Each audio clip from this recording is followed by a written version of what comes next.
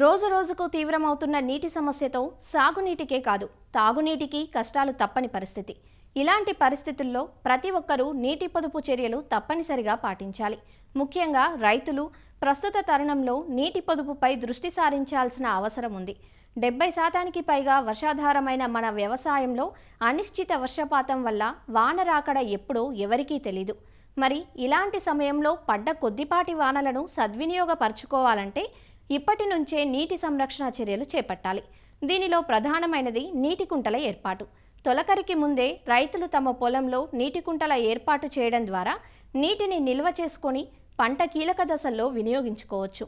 పొలాల్లో నీటి కుంటలను ఎక్కడ, ఎంత పరిమాణంలో ఏర్పాటు చేసుకోవాలో వివరాలు తెలియజేస్తున్నారు ఆచార్య ఎన్జీ రంగా వ్యవసాయ విశ్వవిద్యాలయం, శ్రీకాకుళం జిల్లా నైరా వ్యవసాయ కళాశాల విస్తరణ విభాగం అధ్యాపకులు డాక్టర్ డి చిన్నమనాయుడు.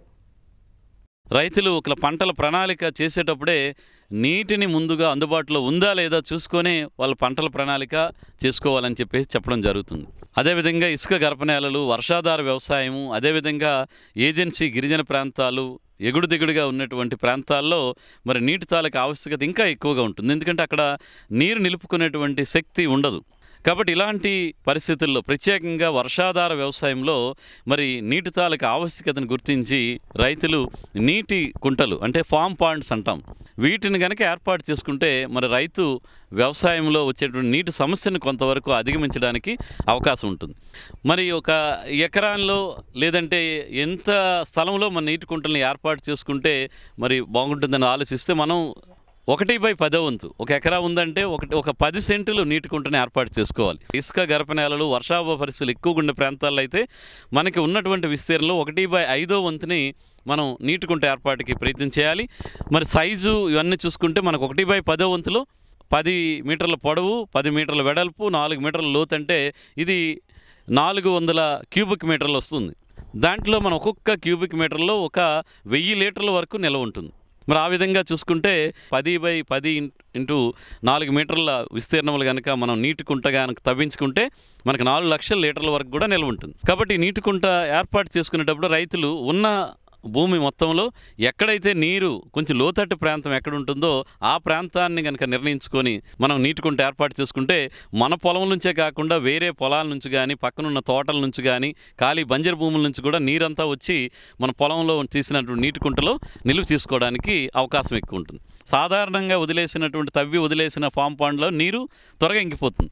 అదేవిధంగా ప్లాస్టరింగ్ కొంతవరకు మట్టి, సిమెంటు, తక్కువ సిమెంటు ఎక్కువ మట్టి కలుపుకొని కొంత లైనింగ్ లాగా ఉంటుంది. అదేవిధంగా ఇప్పుడు ఏంటంటే ఈ టార్పలిన్ షీట్స్ కూడా వచ్చాయి. అది 150 GSM నుంచి 500 GSM అంటే గేజ్ అంటారు. ఆ దళసరిని బట్టి మనకు ఉంటుంది. ఎక్కువ కాలం పాటు మన్నికి రావాలనుకుంటే కనుక మనం 500 GSM పాలిథీన్ క్వాలిటీ ఉన్నటువంటి షీట్ వేసుకుంటే అది మనకి 5 నుంచి 6 సంవత్సరాల పాటు పాడవకుండా ఉంటుంది. దాన్ని మనం ఫామ్ పాండ్ తవ్వించిన తర్వాత మెజర్మెంట్ని బట్టి మనం ఎంత పాలిథీన్ షీట్ కావాలో చూసుకొని వర్షాలు పడక ముందుగానే మనం ఈ పాలిథీన్ షీట్ ఏర్పాటు చేసుకుంటే పడిన వర్షపు నీరంతా కూడా భూమి పొరల్లోకి ఇంకిపోకుండా మనకి ఎక్కువ కాలం పాటు నీరు అందుబాటులో ఉండేటువంటి అవకాశం ఉంటుంది. దానికి మనం మోటారు పెట్టుకొని ఒకవైపు డ్రిప్ ఇరిగేషన్ రూపంలో కానీ, లేదా వేరుశనగ లేదా ఇతర నువ్వులు పంటలు కానీ, ఇలాంటి చిన్న పంటలు ఉంటే కనుక స్ప్రింక్లర్ తుంపర్ల సేద్యం రూపంలో కానీ మనం వాడుకోవాలి. మరి ఇవంతా కూడా చూస్తే వర్షాభావ పరిస్థితులు వచ్చినప్పుడు కొద్దో గొప్ప మనం పంటను కాపాడుకోవడానికి పనికొస్తుంది.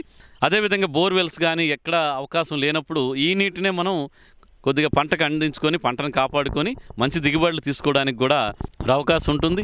అదేవిధంగా ఈ పశువుల పెంపకం, గొర్రెల పెంపకం ఉన్న దగ్గర నీటి కుంటలకు ఆవశ్యకత ఇంకా ఎక్కువ ఉంటుంది. ఎందుకంటే పొలంలో కనుక నీటి కుంట ఉందంటే మనం ఆవులు, గేదెలు లేదా గొర్రెలకు కూడా వాటి అవసరాలను తీర్చుకోవడానికైనా ఈ నీటి కుంటలు ఉపయోగపడతాయి. నీటి కుంట మీకు అవసరం మేరకు ప్రత్యేకంగా తోట పంటలు ఏవైనా కొబ్బరి కానీ, జామ, సపోటా ఇలాంటి తోట పంటలు ఉన్నాయంటే అక్కడ మనం మోటార్ పెట్టుకొని డ్రిప్ ఇరిగేషన్ రూపంలో కానీ, స్ప్రింక్లర్ ఇరిగేషన్ రూపంలో కనుక నీటినిచ్చుకున్నారంటే మనం ఈ నీటి కుంట నుంచి సుమారు ఒక అరెకరా నీటి కుంట ఉందంటే 5 ఎకరాల తోట పంటలకు కూడా నీరు ఇచ్చుకోవడానికి మరి ఉపయోగపడుతుంది. ఎప్పుడు కూడా ఈ ఫామ్ పాండ్ నుంచి ఫ్లడ్ ఇరిగేషన్ అంటే కాలువల ద్వారా నీరు కట్టేటంటే మనకి ఎక్కువ కాలం పాటు నీరు ఉండదు. కాబట్టి తప్పనిసరిగా ఇంజిన్ ఏర్పాటు చేసుకొని కానీ మోటార్లు ఏర్పాటు చేసుకొని ఈ బిందు సేద్యము లేదా తుంపర్ల సేద్యము లేదంటే పైపుల ద్వారా నీరు పెట్టుకునే ఆలోచన చేస్తే మనం ఈ ఫామ్ పాండ్లో మనం నిల్వ చేసుకున్నటువంటి నీరు మన పంట ఉత్పాదకత పెంచడానికి కానీ పంటను కాపాడుకోవడానికి చాలా ఉపయోగపడతాయి. కాబట్టి మరి రైతు సోదరులు ఈ వేసవి కాలం సమయంలోనే నీటిని నిల్వ ఉంచుకోవడానికి, మట్టి నీటి నిల్వ సామర్థ్యాన్ని పెంచడానికి, బోర్వెల్ రీఛార్జ్ పెంచడానికి, అలాగే ఈ వర్షాభావ పరిస్థితులు వేసిన పంటల్ని కాపాడుకోవడానికి ఈ ఫామ్ పాండ్స్ని లేదా నీటి కుంటల్ని ఏర్పాటు చేసుకోవడానికి ప్రయత్నం చేయాల్సిందిగా రైతు సోదరులని కోరుతున్నాను. అదేవిధంగా నీటి కుంటల ఏర్పాటుకు కూడా ప్రభుత్వం కూడా సహాయాన్ని అందిస్తుంది.